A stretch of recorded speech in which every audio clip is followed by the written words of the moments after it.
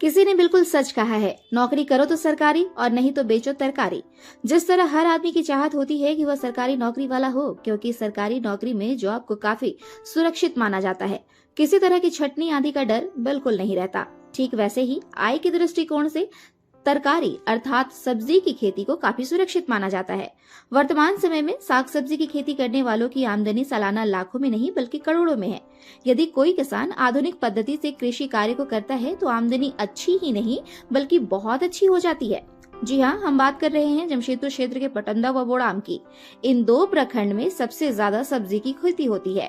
कई प्रगतिशील किसान आधुनिक पद्धति से सब्जी की खेती कर लाखों कमा रहे हैं। जिला कृषि विभाग भी उनकी आगे बढ़कर मदद कर रहा है।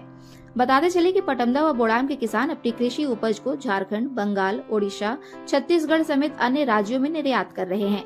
इतना ही नहीं, वे विदेशों में भी अपनी कृषि उपज को भेज रहे हैं। पटंदा व बोड़ाम के किसानों ने थाईलैंड से टमाटर का बीज मंगवाया है। अब लौहनगरी, जमशेदपुर समेत अन्य शहरों के लोग थाईलैंड की टमाटर का स्वाद चख सकेंगे। जोहार, झारखंड, जमशेदपुर पटंदा से प्रशांत सिंह की खास रिपोर्ट।